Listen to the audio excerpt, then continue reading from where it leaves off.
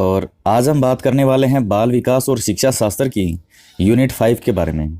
इसका chapter first है और इस यूनिट में आपका जो सिलेबस है उसके बारे में बेसिक सी चीज़ें आपको बताई जाएगी कि नाम क्या क्या है टॉपिक के और क्या हमें पढ़ना है इसमें और कौन से टॉपिक बहुत ज़्यादा महत्वपूर्ण हैं।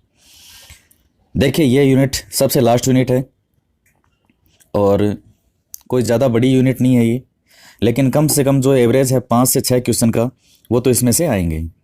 तो आप मान के चलिए कि बहुत ज़्यादा महत्वपूर्ण यूनिट है। देखिए, आज की यूनिट जो है इसमें सबसे पहला टॉपिक है शिक्षण अधिगम की प्रक्रियाएं। दूसरा टॉपिक है राष्ट्रीय पाठ्यचर्या रूपरेखा 2005। ये बहुत ज़्यादा महत्वपूर्ण टॉपिक हैं जिनके मैंने मार्क कर रखा है। तीसरा टॉपिक है इसमें आकलन, मापन और मूल्यांकन। फोर्थ टॉपिक है सतत व समग्र मूल्यांकन। पांचवा टॉपिक है उपलब्धि परीक्षण का निर्माण। छठा टॉपिक है क्रियात्मक अनुसंधान और सातवां टॉपिक है शिक्षा का अधिकार 2009। इसमें जो अध्यापकों की भूमिका है उससे संबंधित क्वेश्चन है और प्लस जो महत्वपूर्ण धाराएं हैं। अब देखिए, ये 7 टॉपिक हैं, इनमें से क्वेश्चन आएंगे आपके 5 से 6 क्वेश्चन। सबसे ज़्यादा महत्वपूर्ण टॉपिक के बारे में अगर बात करें जिसमें 100% आपको अगर क्वेश्चन मिलेगा तो एक तो है राष्ट्रीय पाठ्यचर्या रूपरेखा 2005। 101% इसमें से क्वेश्चन आता ही आता है। क्रियात्मक अनुसंधान या जो मूल्यांकन वाला जो टॉपिक है 100% इसमें से क्वेश्चन हमेशा पूछता है, वो हमेशा। और शिक्षा का अधिकार 2009 हमेशा क्वेश्चन आता है इसमें से। तो ये जो टॉपिक हैं ज़्यादा बड़े नहीं हैं लेकिन महत्वपूर्ण हैं। थोड़ा सा भी अगर इनको ध्यान से आप पढ़ेंगे तो आपका इनमें कोई भी क्वेश्चन गलत नहीं होगा। जैसे मान लीजिए आप कुछ बेसिक सी बातें करते हैं कि शिक्षण अधिगम की प्रक्रियाएं। आप जानते हैं मतलब क्या है, इतना तो आप तक समझ गए होंगे कि अधिगम का मतलब होता है सीखना। तो शिक्षण में सीखने से संबंधित जो प्रक्रियाएं हैं वो कौन कौन सी होती हैं, कौन कौन से महत्वपूर्ण जो एलिमेंट्स हैं, तत्व हैं, कौन कौन से होते हैं। जैसे मान लीजिए एक शिक्षण अधिगम की प्रक्रियाओं में एक होता है शिक्षक होता है, शिष्य होगा, जो सिखाने की क्रिया है शिक्षण की क्रिया होगी, और सीखने की क्रिया। तो इस प्रकार से शिक्षण अधिगम प्रक्रियाएं। एक जो शिक्षक होता है उसके गुण क्या होने चाहिए, शिक्षक की जो भूमिका है भूमिका क्या होती है। तो बड़े आसान सा टॉपिक है ये पहला। उसके बाद में दूसरा हम पढ़ेंगे राष्ट्रीय पाठ्यचर्या रूपरेखा 2005।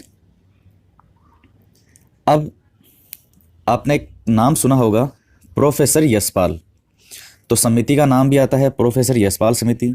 तो इनकी अध्यक्षता में जो गठित समिति थी उसी के आधार पर ये जो राष्ट्रीय पाठ्यक्रम रूपरेखा है या राष्ट्रीय पाठ्यचर्या रूपरेखा 2005 का गठन किया गया था। और इसका प्रमुख सूत्र था लर्निंग विदाउट बर्डन। सीखो लेकिन बिना बर्डन के, बिना किसी भार के, यानी बिना किसी बर्डन के सीखना। यानी जो शिक्षा है उसको ज़्यादा से ज़्यादा व्यवहारिक बनाया जाए, प्रैक्टिकल बनाया जाए।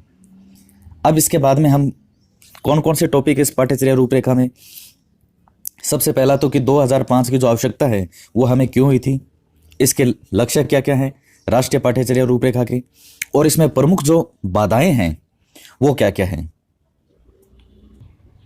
उसके बाद में आता है आकलन, मापन और मूल्यांकन। तो ये बेसिक सी चीज़ें हैं। जैसे मान लीजिए आकलन है कि आकलन क्या होता है। आकलन एक प्रोसेस होता है, एक प्रक्रिया होती है जिसके द्वारा किसी भी छात्र की जो अधिगम स्थिति है यानी जो सीखने की स्थिति है उसको ज्ञात करने का प्रयास किया जाता है। कई प्रकार के होंगे, संकलित होंगे, निर्माणी आकलन होंगे, ये सब हम पढ़ेंगे। एक बार बेसिक से नाम ले रहा हूं मैं, आप थोड़ा सा इससे सामान्य आपका परिचय हो जाए। मापन है, मापन का मतलब क्या होता है, किसी भी चीज को मापना। मापने से मतलब यहां मात्रात्मक मूल्य से है। उसके अतिरिक्त मूल्यांकन, कि जब सारा शिक्षण कार्य हो चुका है तो उस समय हम ये देखते हैं कि हमने जो पढ़ाया या जो हमारा उद्देश्य था उस उद्देश्य को किस सीमा तक कंप्लीट करने में हम सफल हुए हैं, तो वो मूल्यांकन की श्रेणी में आता है। फिर इसमें और आगे प्रकार हैं, सतत और समग्र मूल्यांकन है। उसके पश्चात है उपलब्धि परीक्षण का निर्माण। फिर उसके बाद है क्रियात्मक अनुसंधान और शिक्षा का अधिकार 2009। बहुत ही आसान से टॉपिक हैं। क्रियात्मक अनुसंधान है जैसे जो क्रिया करते करते अनुसंधान किया जाता है, यानी डेली नियमित रूप से हम कार्य करते करते जो भी हमारी रोज़ की समस्याएं हैं उनका क्या समाधान करते हैं, उन पर जो अनुसंधान है उन पर जो मद्देनज़र रखते हुए जो कार्य किया जाता है और नेक्स्ट का जो प्रोसेस है वो बनाया जाता है, तो ये क्रियात्मक अनुसंधान है। क्रियात्मक अनुसंधान के उद्देश्य क्या क्या होते हैं, इसके महत्व क्या है, इसका गुण क्या क्या है, इसके जो एरिया है क्षेत्र कौन कौन से हैं, या कोई महत्वपूर्ण साइकोलॉजिस्ट है जिसने किसी ने इसका डिवाइड किया है कि कितने प्रकार होते हैं क्रियात्मक अनुसंधान, इसके सोपान क्या क्या हैं। तो क्रियात्मक अनुसंधान ले दे के बात यह है कि very very most important topic. और उसके बाद है शिक्षा का अधिकार 2009। तो सबसे पहले इसमें यह देखना पड़ेगा कि कौन सा आर्टिकल है, कौन सा संविधान में जो संशोधन किया गया जिसके तहत जो शिक्षा का अधिकार है वो दिया गया। उसके बाद में शिक्षा के अधिकार की महत्वपूर्ण जो धाराएं हैं, बहुत महत्वपूर्ण है, जो मेन धाराएं हैं वो सब हम पढ़ेंगे इसमें।